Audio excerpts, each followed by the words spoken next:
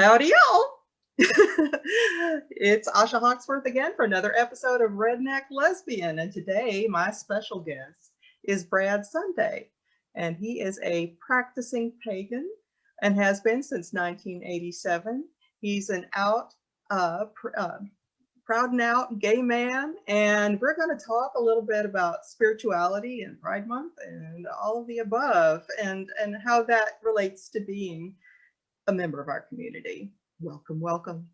Yay, thank you. Oh, and I forgot, yeah, and he also has his own podcast. He's a co-host of Pitney and Amelia's Bitchin' Boutique. So I'll include that link in the comments on YouTube. So welcome. Oh, yes, absolutely. Thank you. So tell me a little bit about your spiritual journey. We're not in my experience, certainly gay folks either give up and become atheists, or they continue to try to conform to the religion they were raised in, usually Christianity, and kind of wear it as like a hair shirt that they self-flagellate themselves with all the time. So tell me about your journey. Okay, and I have so much to say about all of that, but I'll try to be. There's a lot to be concise because, oh my goodness. But no, my personal journey though, as raised Catholic, that was not spiritual enough for me growing up, because I could always tell that people were just phoning it in church. Because they just sit there and they're like, oh, and then all the kids are there reading their comic books, not wanting to be there during Mass. And I mean, and I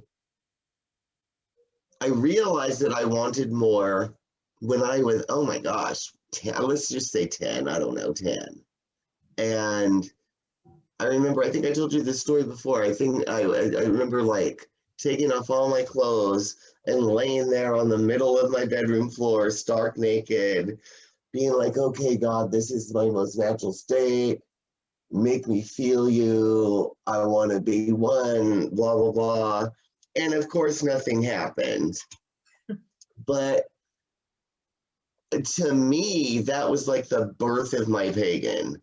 Because I'm sorry, that's so pagan, without even knowing it. But then in high school, I had a discussion with my mom, I want to change religions. I'm not getting anything out of this, blah, blah, blah.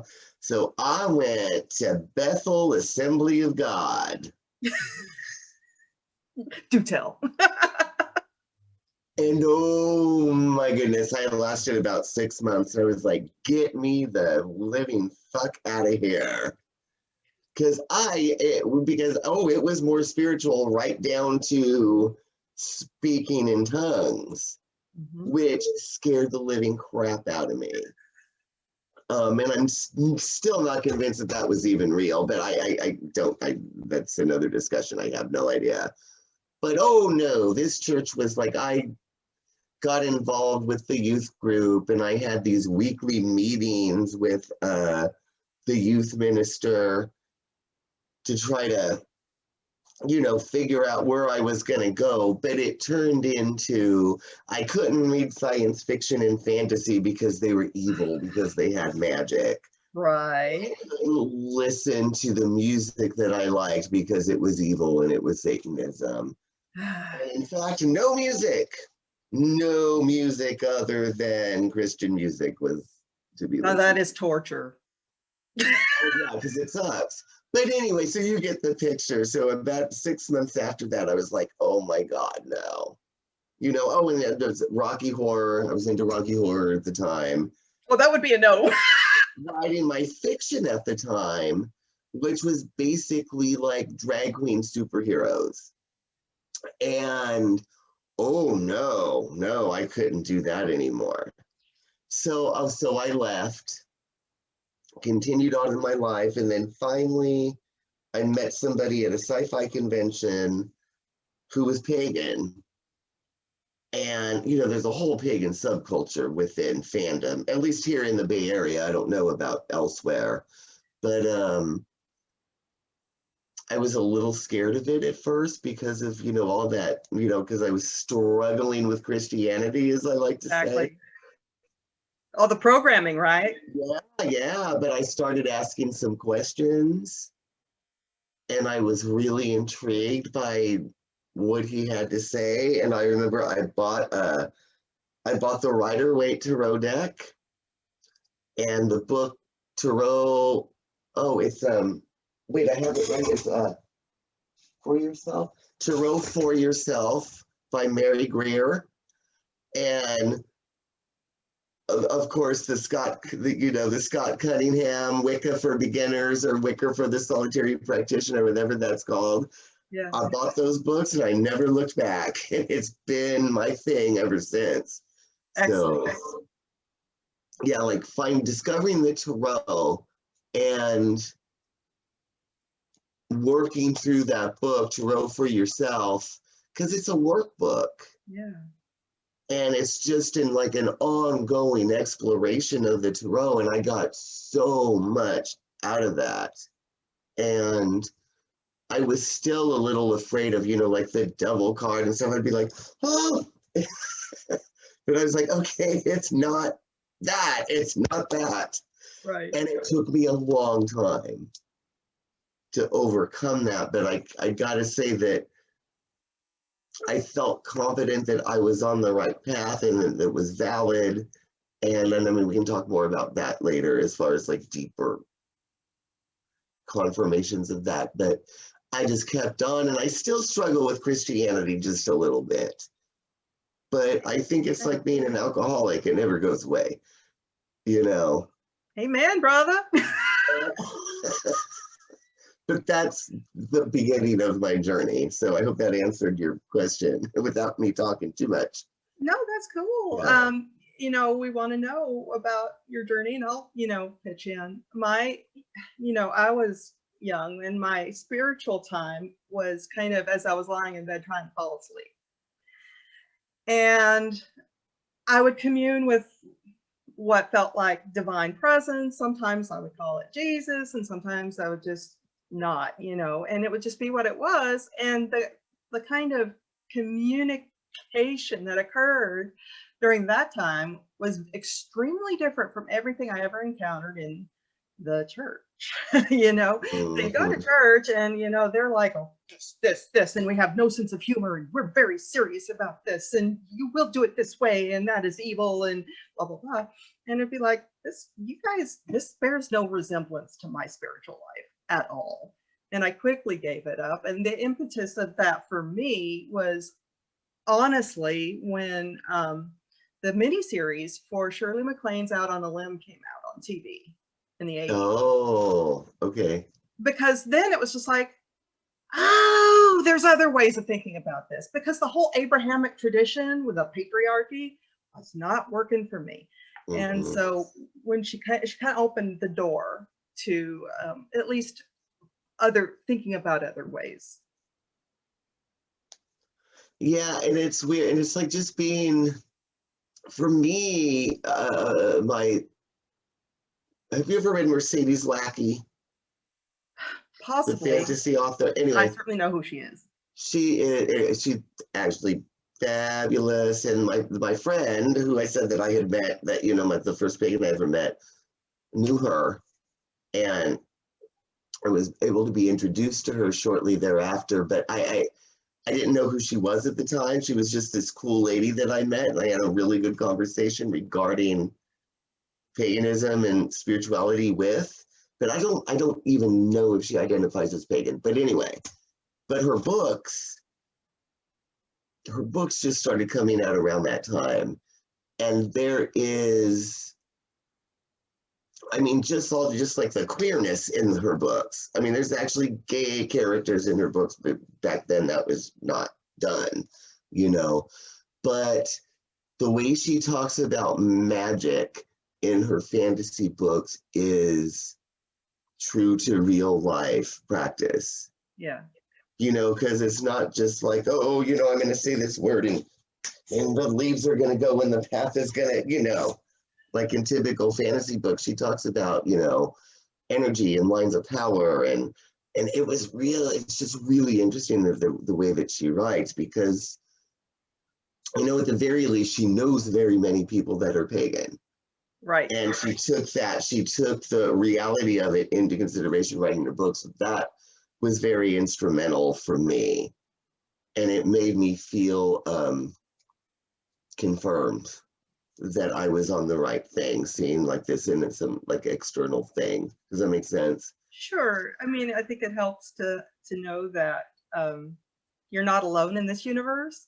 The thing that I know with growing up among evangelicals is they think that everybody believes more or less the same things they do because they don't know anybody who doesn't, So it's really hard to come out of that community and say, "Look me, I'm different." Yeah. So I didn't realize you were evangelical. So when I said the talking in tongues thing, you have experienced that, right? Now that's more of the Pentecostal side. It gets confusing. It was mostly Southern Baptist, which is definitely evangelical. Okay. The Pentecostals are the ones who get even woo-woo by evangelical standards. They're the ones who do the talking in tongues and the snake handling, things like that. Okay. Yeah, and I've never actually been to a Pentecostal church. I have no real desire to. I think a lot of the talking in tongues is mostly faked. Okay, yeah, that's what I was going to ask you, if you had seen it, what your opinion on that was, because I think it was probably faked. I think it's mostly fake. Not to say that it couldn't happen, because I believe in reincarnation and past lives and channeling, right? So all of those things can happen. You could certainly channel someone who spoke a different language or even spoke in a different voice. That happens all the time. But I do think that because of the money, they tend there's so much money involved in evangelicalism.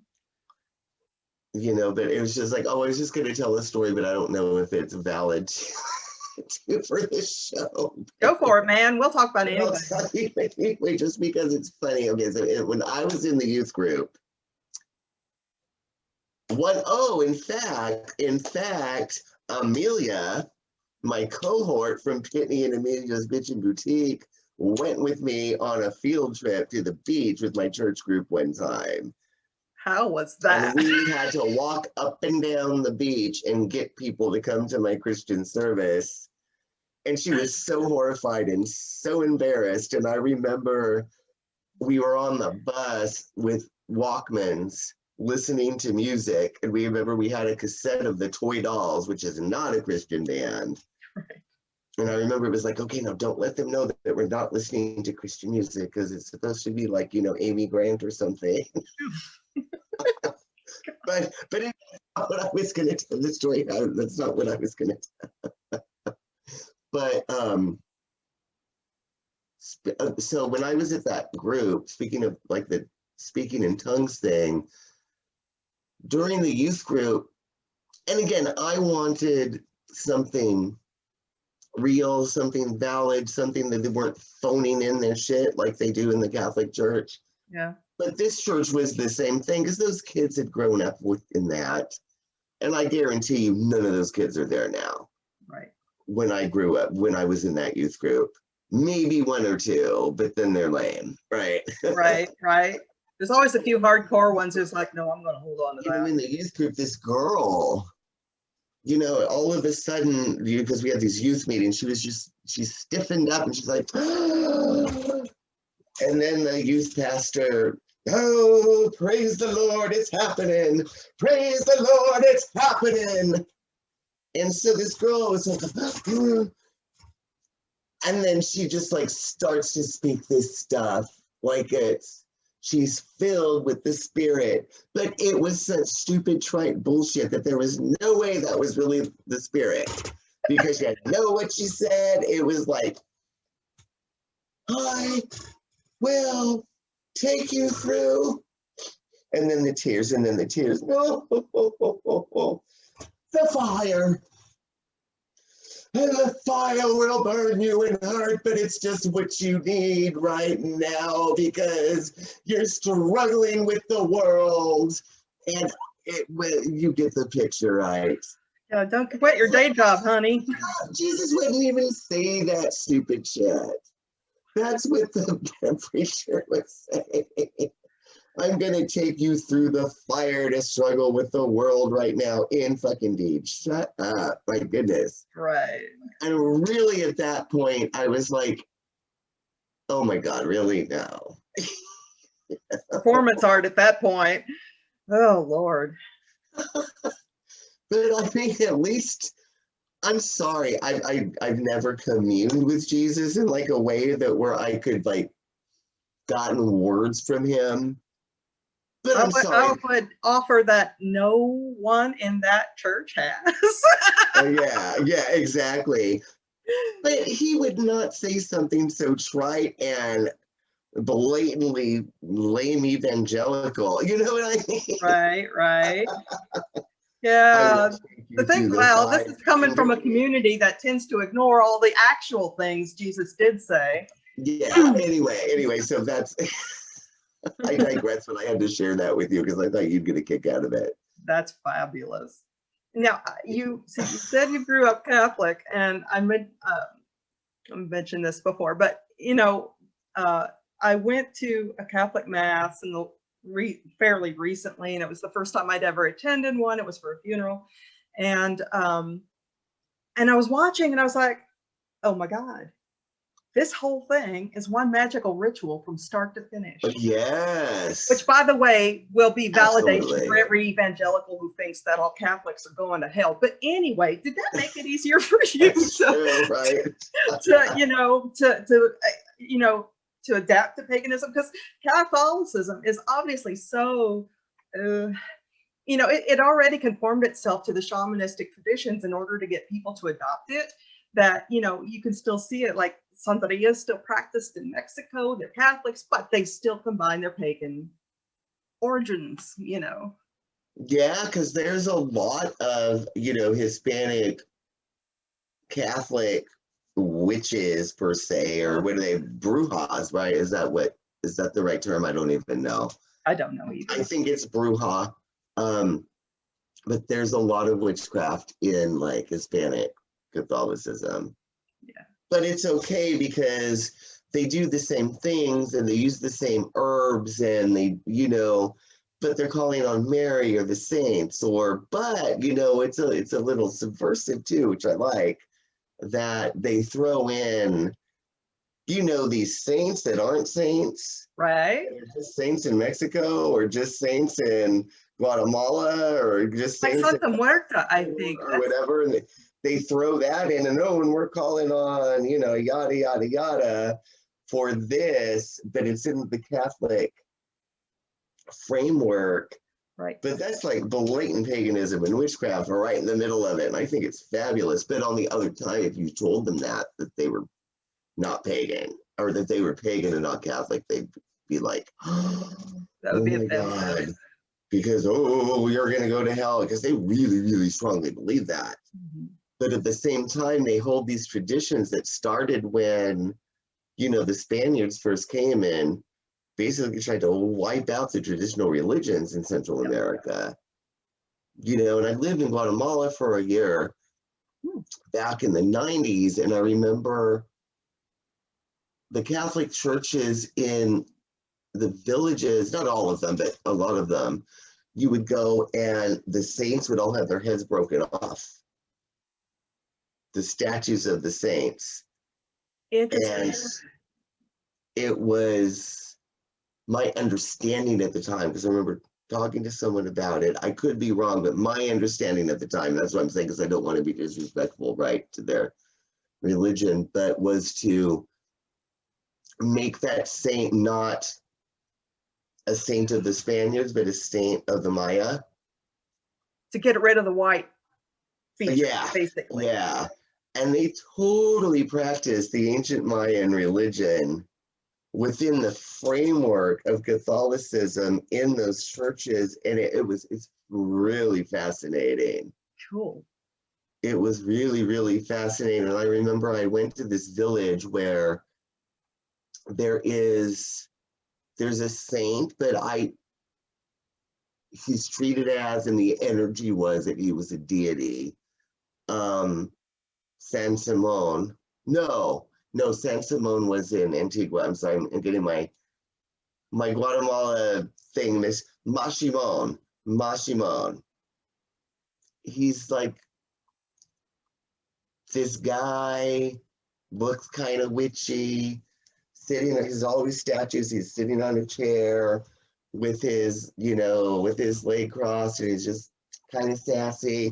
And you go, there's these shrines to him, and you offer him booze and cigarettes, or booze and cigars, and basically that's the saint that you pray to, send energy to, when you want money, when you want to get laid, when you want your girlfriend or your husband dead. It's fabulous.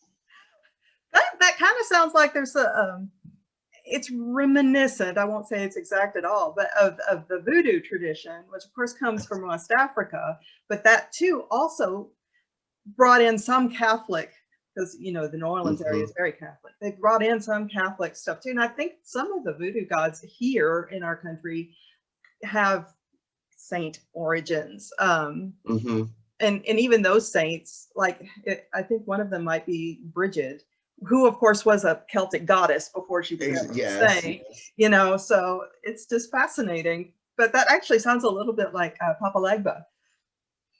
Oh, that's right. Yeah. And speaking of, now I remember I did a ritual one time for, I think it was Samhain. And yeah, it had to have been Samhain. And we, rather than the quarters, we had called in 4 different deities. Cool. From different traditions. Nice. That represented Samhain. And I think one of them was Papa Legba. And I remember the girl that was to call him in was like, we have to make sure that we're really careful, because this is some strong energy and the belief is some strong shit, and we don't want to fuck with that.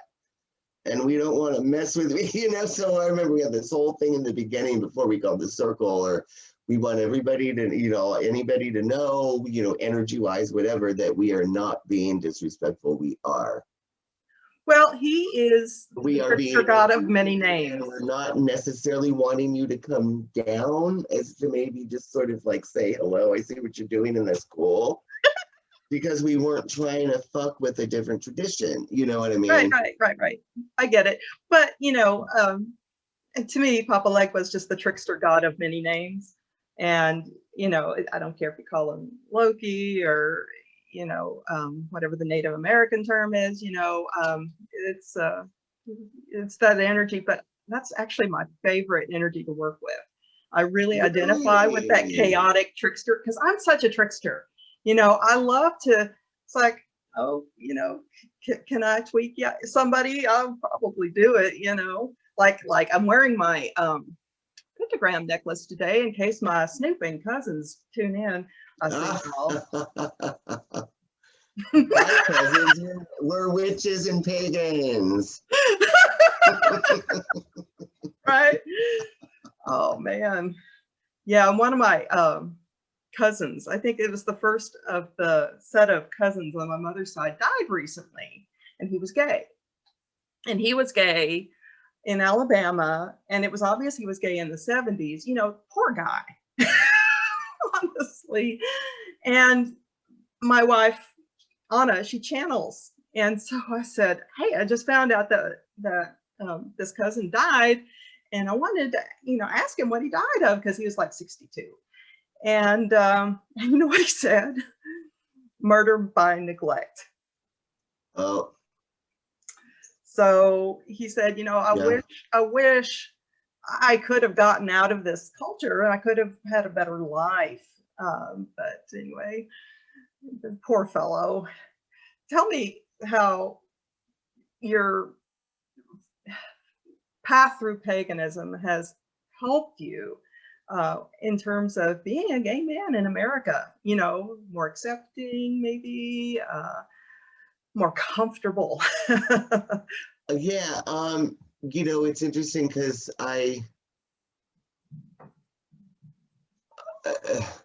there was never even an option to come out when I was involved with, you know, Bethel, Assembly of God, Bethel. I mean, that was not even an option, right? I will say it's more of an option in Catholicism because my experience of going through all of Catholic school my whole life. So, you know, any pissed off Catholics out there, shut up because you're wrong. Nobody gives a shit. They don't give a shit about their religion. It is all just they go to church and I believe in blah, blah, blah. And they do not give a shit. They don't. No, no way. 90% of them. So maybe I could have come out in the context of the Catholic Church and people would have been okay because they don't care what the church says anyway. But I was listening to what the church said, and so I wasn't comfortable. So, you know, in paganism, it was like not only was the first pagan person I ever met, the guy I told you about, but that was the first gay person I ever met. And I remember I asked him, I was like, oh, are you gay? And he said, well, yes, I am. And I was like, oh, thank God I am too. And he was like, oh, I know. You know, because I mean, really, how can you not, right? But, and that was just so like freeing. And I, like I said, I started studying a lot of books and reading a lot of things and journaling a lot. And I remember I had this therapist at the time who was very supportive of my experiencing and learning about the tarot. It wasn't something that she was into, but she thought it was great. And she was actually really influential in the way that I think about it now and the way that I teach about the tarot. She was very influential in that she was like, well, you know, you keep talking about this, you keep journaling about this, so let's talk about these cards and what do they mean to you? And then she would use some of that in my sessions to say what that meant to me. Right. Personally. And that influenced me a lot in the way that I read and the way that I use it, because I still use tarot now as like a journaling tool. Yeah. Not only as a, anyway, I'm sorry, but so the gay thing, as I left Bethel and came out, I got more and more involved in fandom here in the Bay Area, which is just so accepting. And it was so, I mean, back in the 80s to have like a subculture that didn't call gays a bunch of faggots and Fandom has always been progressive. Weren't afraid of AIDS and all that stuff because that was the time. It was just my haven. Yeah. It was just my haven. And I felt more welcome in fandom, but I can't honestly say that it had anything to do with my spiritual path to answer your question, because I really was not involved with other pagans other than, you know, my friend that I was talking about for years and years and years to come. But because of that interaction, I got more involved in the fan community, and that was accepting. Not only of queers, but of pagans. True. Does that make sense? You know? Yeah. So that, you know, but as I've grown, I feel like I struggle. I try to be respectful, but I struggle to understand why so many queer people want to hold on to Christianity. I guess there's queer people that want to hold on to Islam too. And I'm just saying that because it's Abrahamic and it's kind of the same as, like, you know, Christianity and Islam and Judaism, you know, they're right there, right? It's all this big circle of stuff.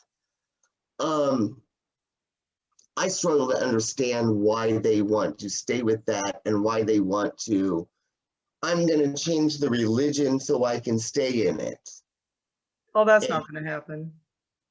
But there's a lot of that. Rather than I am going to change myself and my personal understanding of things that I don't understand anyway, to find a connection to the divine that meshes with me, rather than it's like this. You know, I don't understand that struggle. I mean, I to a degree, but also I'm just shut up and fucking leave.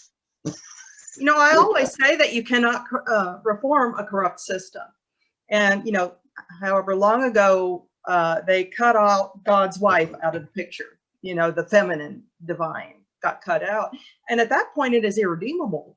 You know, you can't have a creative force without both. And exactly. Yeah. So, and I assume that people who want to stick with it have a need to punish themselves. You know, it's that guilt thing. I just need to keep, and I'm not saying it's conscious.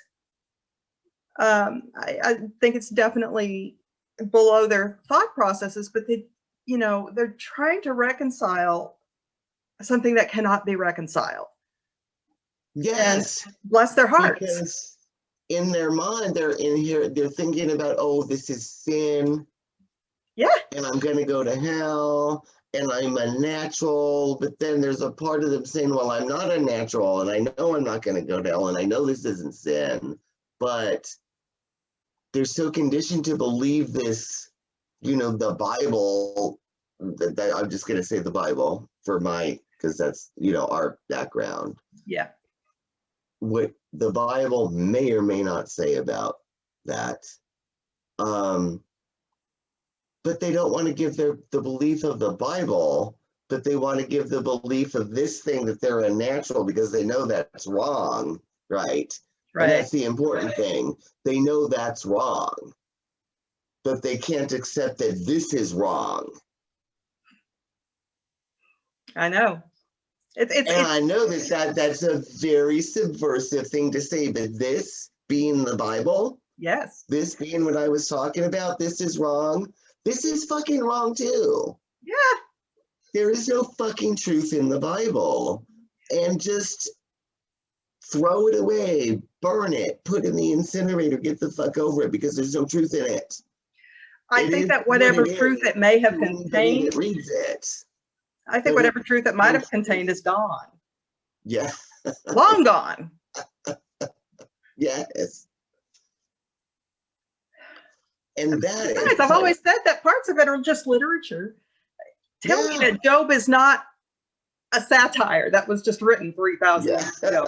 Seriously, somebody was like, I'm going to make fun of these assholes. And you know, jeez.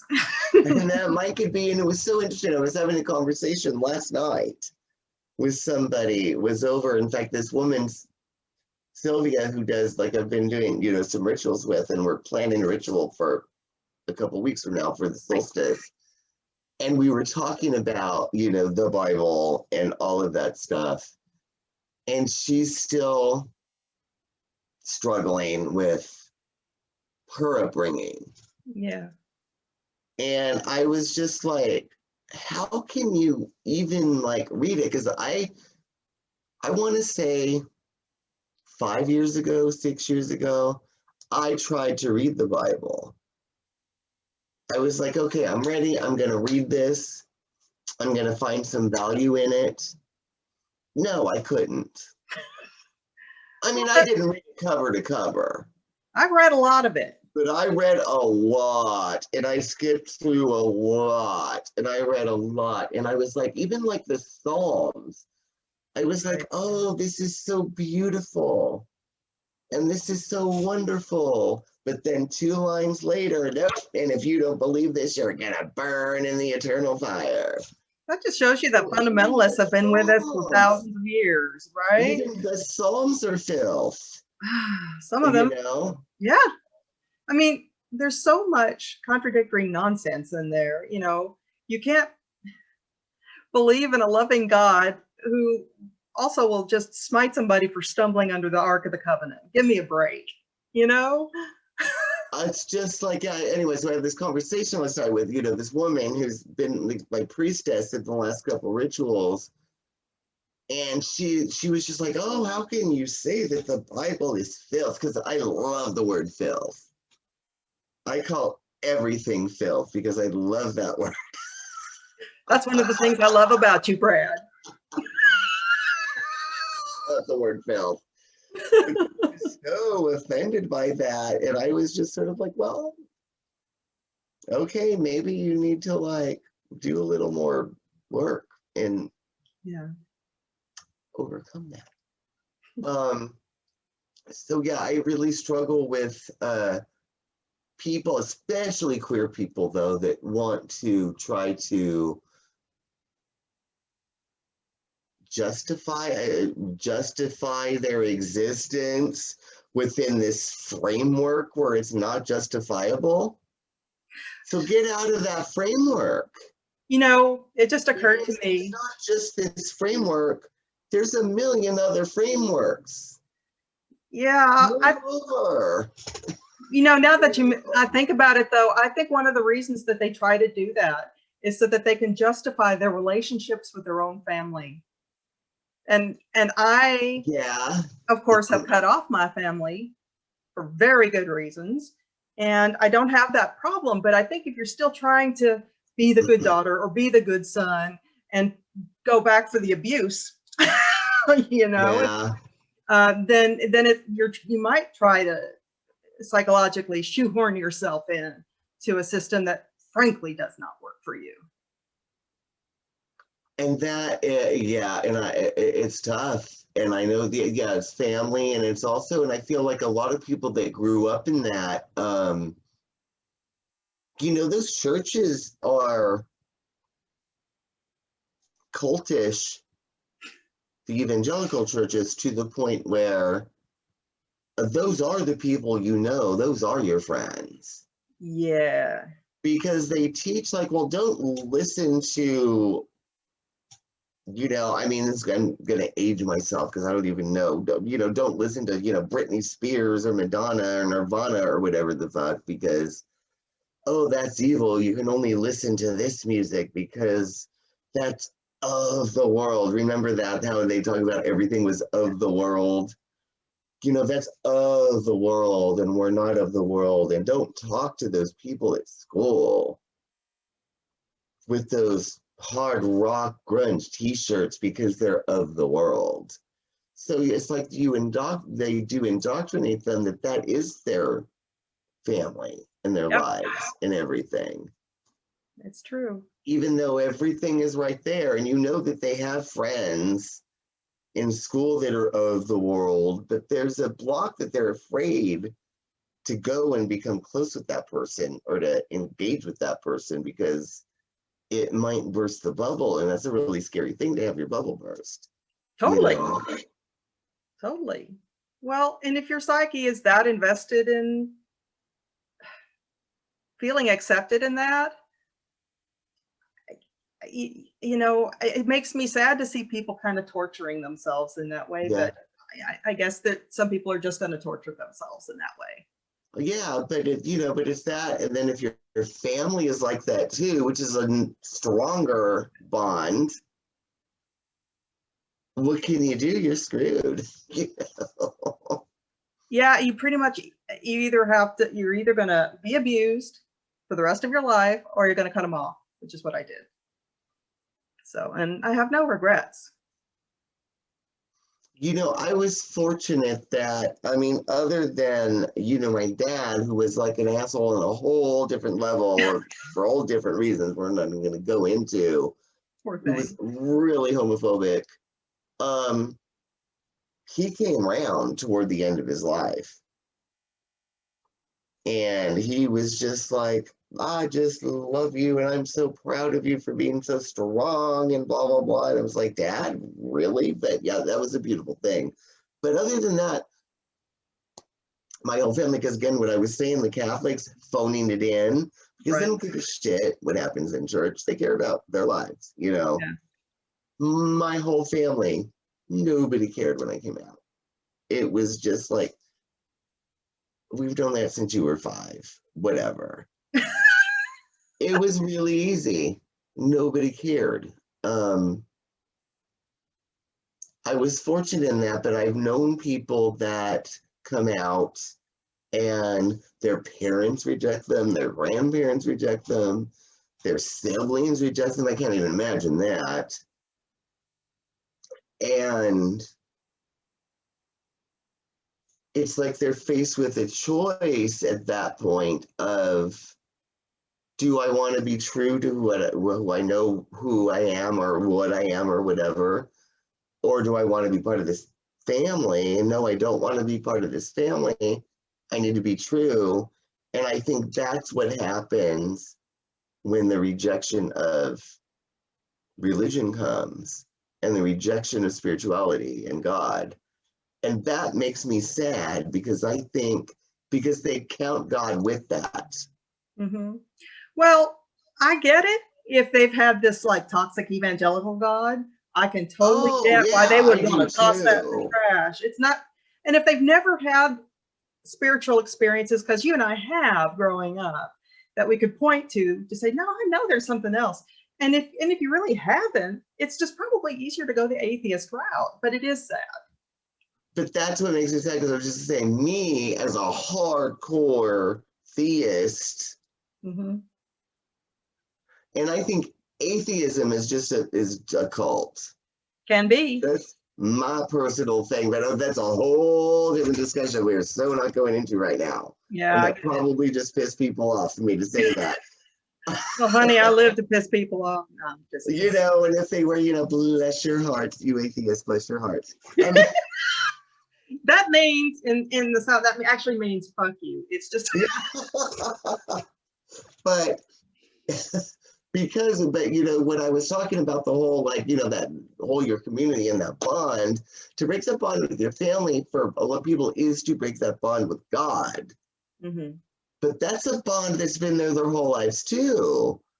And I think the only reaction is fear and anger to totally fucking cut it off, Mm-hmm. because you can't deal with what God is going to tell you if you really believe that this God is going to send you to hell. Well, that God is a toxic parent too, right? Yes. So And that makes me so sad and it bothers me. And to me, it's like we breathe, mm-hmm. we piss, we shit, we eat. To me, a connection with God is one of those things. It's that natural to me. Yes. It has to fucking be there. And to cut that off because of that toxicity is so tragic and sad for me. It is. It is like cutting off a piece of yourself, because I view God as being within as much as without. You know, God is not some external guy in the sky. It's everywhere. It's like the Force in Star Wars, right? You know? Yeah. It's like that was why we love Star Wars. You know, yes, it's everywhere. It's in us. It's and it's like saying, well, I don't have a nose on my face.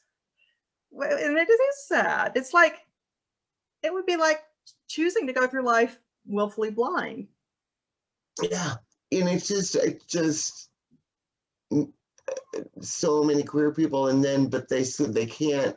So I'm not saying like, oh, paganism is the cure for Sure, all queer people, but I kind of am saying that because it was mine.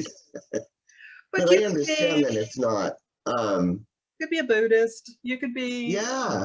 you could be a Taoist. You know, I've read a lot about the Tao, and yeah, really admire that tradition too. You know, there's a lot of ways that you can approach this that aren't toxic. You know, but anyway, I constantly just have trouble dealing with that sort of mindset. And I remember having a conversation with somebody, and I was like, you know, you need to get over this because there's been many gods before Jesus. Yep. And there'll be many gods after Jesus. And he was like, no, how can you say that? He's the one. And I was like, well, what about the thousands and thousands of years of humanity before that? Right. Oh, well, they weren't redeemed because it wasn't time. I just can't even go there. Okay. That right there. Well, you know, one of the things that's always bugged me about the Abrahamic tradition was this like single-use soul theory, you know, like God creates this soul and it has one shot, and if it's miscarried or aborted, that's it, it's done, you know. Oh Lord, but how is that? There's so many more people here that were ever here before. Yeah. So what are we? We're like a quarter soul? I think it comes in all kinds of ways. I think that there can be group souls if they've got a big job to do. You know, it's just yeah. Anyway. crazy. So it's Pride Month, and my work had they called it a Pride Kiki. I'd never heard the term before because I'm getting old, I guess. And it was a discussion with my coworkers. By the way, this is the first time I've ever had a job where they had a pride group at work and they had these kinds of things. I was just like, oh my. Oh, I think that's great. It's great. And so they put us in groups and to talk about like, what does pride mean to you? And I was like, well, that's an interesting question because I've never thought about that. So Brad, what does pride mean to you? Oh gosh.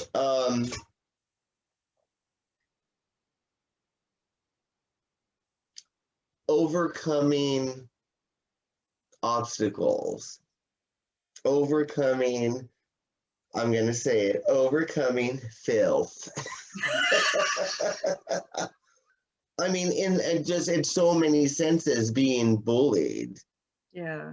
And having people be mean to you and having to deal with everything you see in mainstream society. All you see is goddamn man and woman. And I'm sorry, there's more to the world than dick and pussy. That's not the world. Can I say that on your show? I'm sorry. Honey, you can say anything on my show. Or, you know, the whole religious thing. To me, pride is about overcoming that and knowing your worth, finding your tribe in the outside world that understands your worth and celebrates your life. And so finding a tribe that you can find people with and finding a connection with, you know, God, goddess, deity, whatever, that you can still feel good about. And all of that together, to me, that's pride. To me, that's gay pride. And it's celebrating sex without the stupid morality of marriage. Right. It's celebrating sensuality and sex and freedom from religion. Is like that. That's what pride is to me. It's all of that. It's like the ultimate freedom from all these mainstream mores that like try to hold people down. Absolutely. So pride is, and I love that pride is the rainbow colors, because that's not also like gay pride, but it's like hippies and it's all of, you know, it's hippies and fuck the system and free love. And I just like, I'm all about it. So that's what that means to me. That's great. You know? Yeah. You know, I've never, because we've been so busy with the kids for years, we've never done a pride. And I actually looked into it this year. It's like, we should totally do a pride parade. And of course, you know, COVID, so we're not having one. But, well, yeah. you know, maybe next year. But I was just like, oh, and it was interesting to hear everyone talking about it. And it's funny because it touched on this deep well of grief that I was probably suppressing for and for like hours afterward, I just, I was teary, because I didn't even feel safe enough in my youth to admit to myself that I might be gay or bisexual or whatever, because that was, in spite of the fact that I'd had sexual experiences with other girls.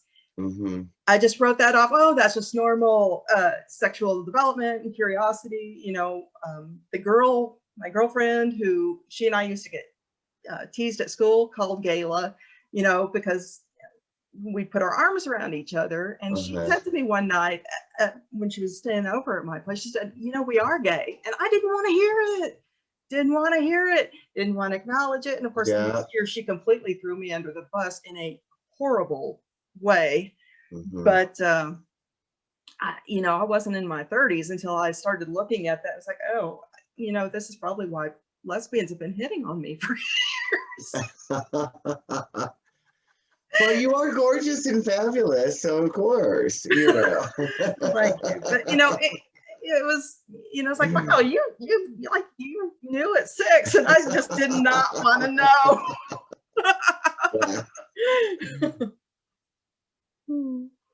I've always known. I remember having like sexual fantasies about my 4th grade male teacher, not sexual, but romantic fantasies. Yeah. So, I've always known. Yeah. But I think I have a pagan soul. And that there was a part of me that I always knew all of this stuff around me was bullshit. Yeah. It never hit me as deep as it might could other people, because I somehow always knew. And I'd always seen things and sensed things. And so I always knew that things weren't quite what I was told. And maybe that helped a little bit on my journey, but I don't know, but that's, again, different conversation. I do think some of us came in with a little bit of our cumulative knowledge from previous lifetimes to kind of break paradigms, because I've always been that black sheep who was just not going to be like everybody else. And everybody be shaking their heads at me like, oh my God, you are just such a heathen. And I am such a heathen, and I'm cool with that. It's just but it took a while to get there. Yeah. And I remember, I had this friend in high school who was like, I don't know, I think he may have been gay. I don't know. We never talked about it, but oh my God, I was so in love with him. But it could ever be discussed. But I remember us parading around the neighborhood with me in some high-heeled boots, and him just being like, if you want to wear those boots, that's fine. So I was parading down the neighborhood, and there was this hotel called the LeBaron Hotel. And we walked across the street, and I paraded around at 15 in these high-heeled boots in the hotel, and everybody was just like, oh. And then when we were crossing back the street to come into the neighborhood, some guy started yelling at me and harassing me from the car and tried to follow us into the neighborhood. And he ended up not doing so. But I remember my friend telling me, he was like, you're just before your time. Yeah. Don't let it bother you. You're just before your time. And I was like, yes, I am. So, yeah. Somebody's got to forge the path, Well, I've always been proud, my outrageousness definitely has been diminished over the years because I'm old and my outrageousness is in a different way now, But Isn't it great to yeah. get older and not give a shit? Yeah, yeah. You know, but to me, pride is just being true to yourself and being gay. And if people are going to harass you on the street, fuck them. Yeah. Be yourself and don't be afraid. Yeah. You know? So that's my message. Take it or leave it. That's Oh, great. and you see my gay Star Trek shirt? I love it. I love George. Yes.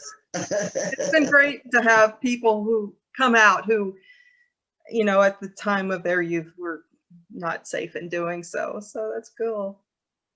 Oh, you know, and it's so shocking to me that, you know, because I follow his Facebook religiously, and every once in a while he still gets people that post homophobic stuff to him. And I'm like, really?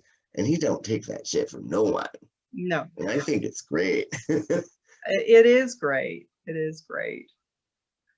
So we need to have a whole episode. We need to get together again. Sure. Whole episode where we talk about nothing but how filthy Caitlyn Jenner is. Let's do it, Brad. Let's do it. Thank you for coming on. I've loved having you. Thank you. And honest, like, I'm looking forward to this one. Yes. Wonderful. Thanks so much. Anyway, thank you for having me, and we will converse soon. You bet. You bet. Cool. Okay, see you later. Bye-bye. Bye. Mhm.